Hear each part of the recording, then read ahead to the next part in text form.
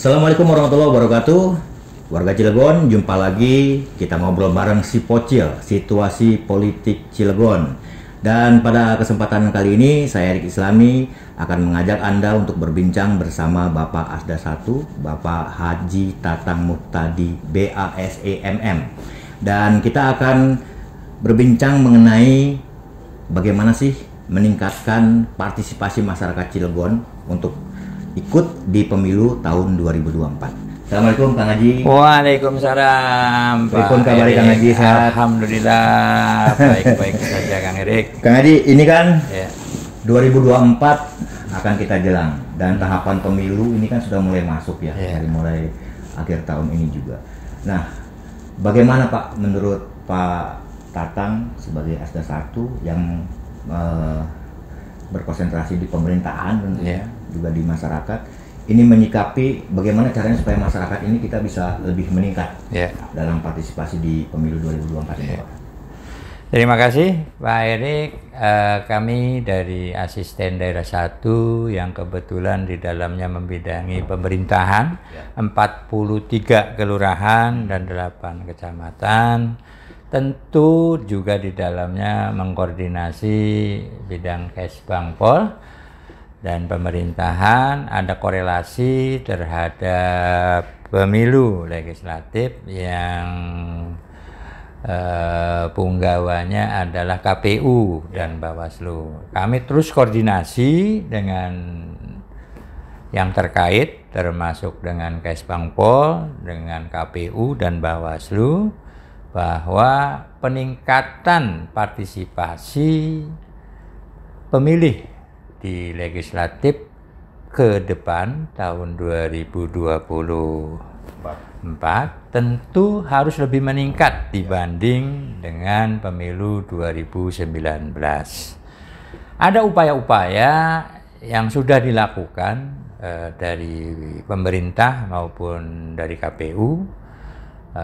Yang pertama, KPU bekerja sama dengan kita melakukan sosialisasi. Sosialisasi ini penting, termasuk dengan media. Sosialisasi dalam arti tahapan demi tahapan pemilu itu dari pendataan. Kebetulan kita di dalamnya ada koordinasi dengan DKCS atau Dinas Kependudukan Catatan Sipil. Awal muaranya dari situ. Berapa sih jumlah penduduk di Kota Cilegon? Setelah jumlah penduduk itu diketahui, maka ada pemetaan per wilayah. Dari 450.000 dipeta kemarin, alhamdulillah, untuk mengetahui jumlah dapil. Jumlah dapil ini diambil dari data penduduk dan juga RT RW kelurahan masing-masing.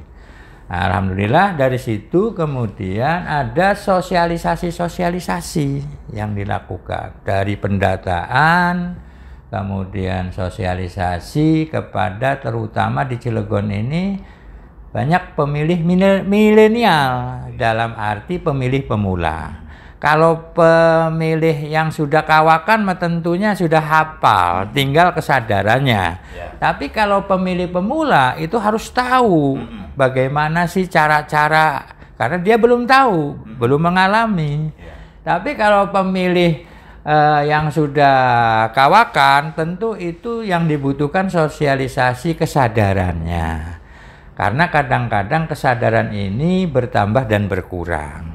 Dalam arti tanda petik, apa sih untungnya bila mana kita menggunakan hak pilih kita? Tentu di sini kita harus menyadarkan pada mereka bahwa suara kita itu bisa menentukan selama periodisasi 5 tahun. Dalam arti bahwa suara kita itu sangat menentukan dalam era pembangunan 5 tahun ke depan. Pak Asda, kalau misalnya boleh tahu kita ini, yang mungkin Pak Asda sendiri punya data mengenai apa sih yang menyebabkan masyarakat di Cilegon ini misalnya tidak mau ikut berpartisipasi misalnya seperti itu ada temuan nggak sih, ada data nggak ya? Sebetulnya kita kesadarannya tinggi, cuma karena Cilegon itu perlu disadari adalah daerah majmuk.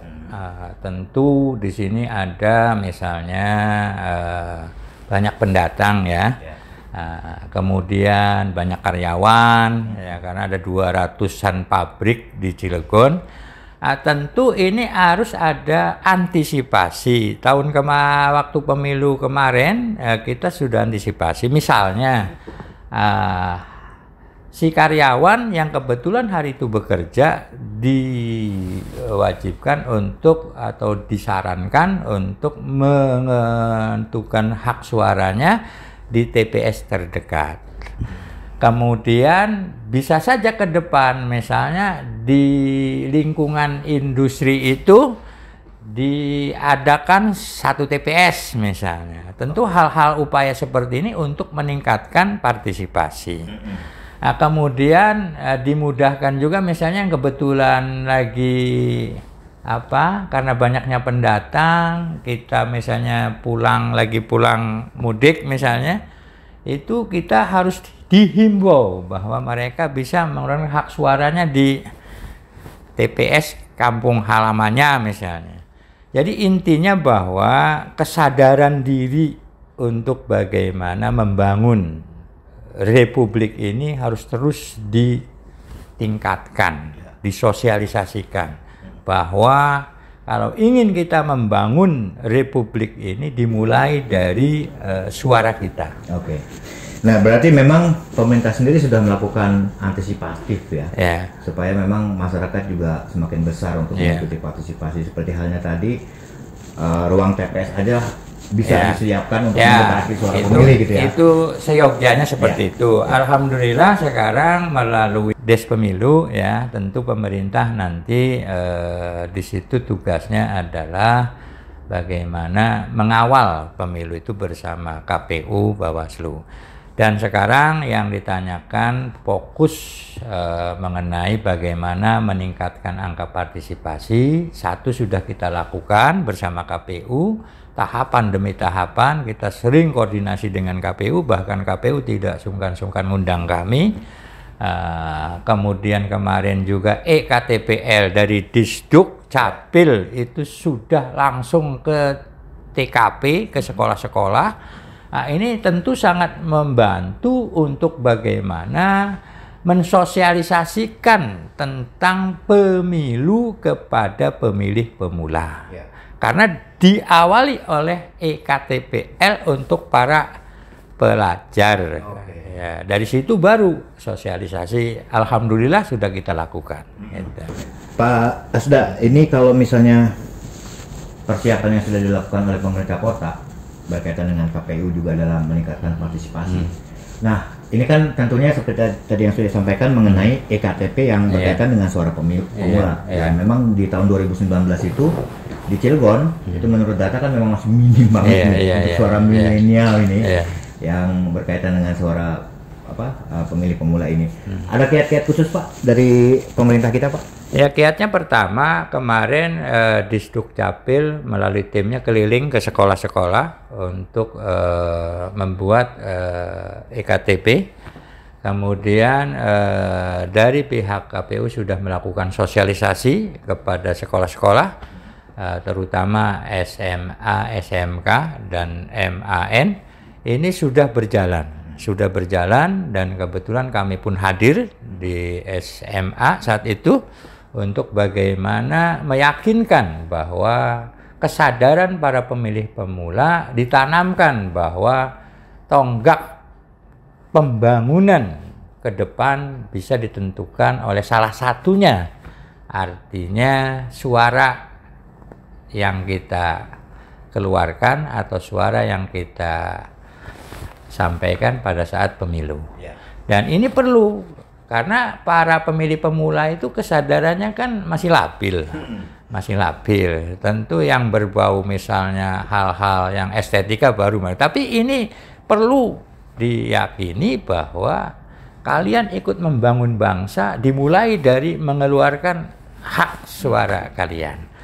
Nah, jadi sesuai dengan kelancaran pelaksanaan tugas, wewenang, dan kewajiban penyelenggara pemilu sesuai pasal 434 Undang-Undang 7 2017 bahwa pemerintah menyadari bahwa sukses dan tidaknya bisa ditentukan oleh peran pentingnya, peran serta masyarakat terhadap pelaksanaan antisipasi daripada minimnya hak pilih.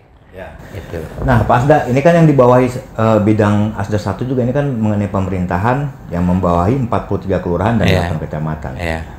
Mengerahkan perangkat di bawah ini seperti apa, Pak?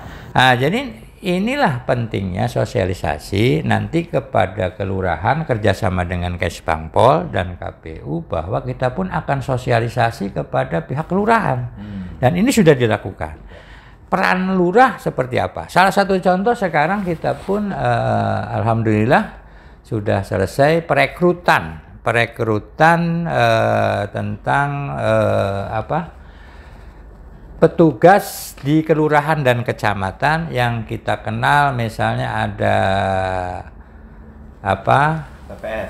PPS, kemudian ada Panwascam, ada kemudian kita perbantukan di kelurahan ASN dan di kecamatan juga ASN. Itu untuk bagaimana membantu dan mengawal dari semenjak masalah terkait dengan penyediaan sarana, ruangan sekretariat PPK, Bawaslu dan kecamatan dan PPS, penugasan personil pada sekretariat PPK, Panwaslu, kecamatan dan PPS. Ini tentu peran kita. Dan ini sudah dilakukan. Bahkan kemarin kita sudah mengumpulkan petugas karena ini nggak gampang. Karena mereka ASN. Bagaimana kita merangkap tugasnya ini? Apakah sifatnya kita berikan SP kan gitu. Tapi yang jelas bahwa pihak kelurahan dan kecamatan untuk baik itu di PPS, baik itu di Panwascam, itu semuanya sudah siap. Karena KPU kita sudah sigap, Bawaslu kita sudah sigap.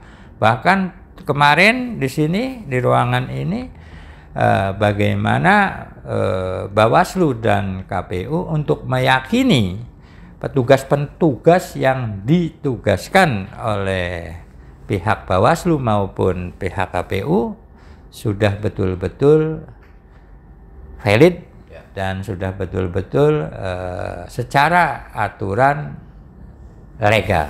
Gitu, Berarti ini juga kan menjadi bagian penyelenggara pemilu nih, Pak. Netralitasnya gimana, Pak? Nah, inilah netralitas itu tentu bahwa kita selaku ASN sudah dijamin kenetralannya. Artinya bahwa kita ASN tidak boleh ikut dalam politik praktis. Ya, kalau kita mengeluarkan hak suaranya memang seorang hak warga negara.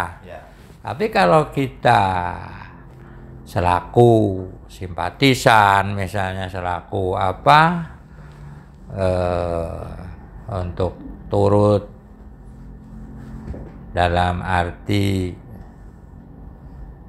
mendukung secara terang-terangan, jadi pakai atribut masuk ke wilayahan peserta pemilu, inilah yang nggak boleh. Artinya ASN tetap harus netral. Netral di sini tentu ada aturan, ada punishment, dan juga yang jelas bahwa kita sebagai wasit lah kalau ibarat main bola gitu ya. Itu artinya memang dari pemerintahan sendiri sudah siap lah ya? Sudah siap, termasuk melalui Kesbangpol, masalah dana hibahnya, termasuk pendataan penduduk EKTP, baik itu di tingkat masyarakat maupun di tingkat sekolah sudah dilakukan oleh Disdukcapil. Sosialisasi sudah dilakukan oleh KPU, oleh Bawaslu, dan bahkan pemerintah Kota Cilegon sudah mendukung personil-personilnya untuk ditempatkan di PPS, ditempatkan di kesekretariatan, baik itu di kecamatan maupun di kelurahan. Baik, warga Cilegon tadi sudah disampaikan secara jelas dan gamblang ya, bahwa memang pemerintah Kota Cilegon ini memang sudah bersiap jauh-jauh hari untuk penyelenggaraan pemilu 2024. Nah, ngobrol-ngobrol nih Kang Haji. Ya. Apa sih sebetulnya peran dari Asda 1 nih yang Bapak bidangi dalam hal keterkaitan dengan pemilu 2024? Ya, Kang Erik, asisten daerah 1 itu kan ada asisten daerah 1, ada asisten daerah 2, ada asisten daerah 3 di bawah sekda ya. Asisten daerah 1 kebetulan membidangi pemerintahan dan Kesra. Tentu pemerintahan dimaksud adalah ada 43 kelurahan, ada juga 8 kecamatan. Tapi perlu diketahui bahwa kita sifatnya mengkoordinasikan. Asisten itu pengkoordinasian. Nah, termasuk tadi kita mengkoordinasikan dengan OPD terkait. Salah satu Kesbangpol, kemudian Disdukcapil yang terkait dengan pelaksanaan pemilu. Dan juga kita ada di KPU ada sekretaris namanya, sekretaris KPU. Itu juga masuk kepada wilayah pemerintahan. Artinya bahwa Asda 1 itu membantu wali kota, wakil wali kota, Pak Sekda untuk menerjemahkan kebijakan pemerintahan bagaimana mensukseskan pelaksanaan pemilu 2024. Maka kami selaku asisten daerah bidang pemerintahan terus berkoordinasi dengan terkait. Dan tentu kami juga mohon arahan dari pimpinan kami, Pak Wali Kota, Pak Wakil, Pak Sekda. Juga sesuai juklak-juknis aturan perundang-undangan yang berlaku. Salah satunya adalah pasal 434 Undang-Undang 7 2017. Intinya bahwa pemerintah daerah yang tadi saya sudah sampaikan melalui Kesbangpol, dana hibahnya, datanya dari Disdukcapil, kemudian petugas di kecamatan kelurahannya melalui lurah dan camat. Nah, ini saya masuk untuk terus mengkoordinasikan. Himbauan kami kepada yang terkait, OPD yang terkait, jangan sedikit pun untuk lelah soal sosialisasi. Harus terus semangat dan bahkan masyarakat harus terus diingatkan jangan golput. Karena golput itu tidak ada untungnya. Baik untuk pribadinya, kesadaran politik, kesadaran demokrasi, dan juga kesadaran berbangsa dan bernegara. Pas Asda, ini menarik pembicaraan kita di Sipocil sore ini, dan kita mengetahui lebih banyak tentang persiapan maupun tentang apa yang sudah dilakukan oleh seorang Asda 1 yang ternyata memang masuk dalam sisi sentral nih Pak untuk mensukseskan acara pemilu 2024 ini. Pak, ada yang mau disampaikan ke masyarakat Kota Cilegon untuk menutup perbincangan kita bareng Sipocil ini? Pak Asda, silakan. Terima kasih sekali lagi Kang Erik, bahwa tadi saya sudah sampaikan bahwa kami menerjemahkan kebijakan pimpinan, dalam hal ini Bapak Wali Kota, Wakil Wali Kota, Sekda, untuk mensukseskan pemilu itu terletak pada sisi pemerintahannya, bukan sisi masalah lain-lain politiknya. Tapi intinya bahwa kami menghimbau kepada masyarakat ya, bahwa gunakan hak pilih kita untuk pesta demokrasi 5 tahunan ini. Ini sebetulnya harus disambut oleh sukacita. 5 tahun sekali. Uang Piala Dunia aja disambut 4 tahun sekali. Kenapa pemilu yang membangun negeri, membangun generasi, estafeta generasi tidak disambut dengan gegap gempita? Masa kalah penyambutannya dengan Piala Dunia? Kan gitu ya. Sepak bola Pemilu ini adalah sebuah tatanan, sebuah fondasi pembangunan yang tentunya adalah estafeta generasi, estafeta kepemimpinan, estafeta kebijakan, estafeta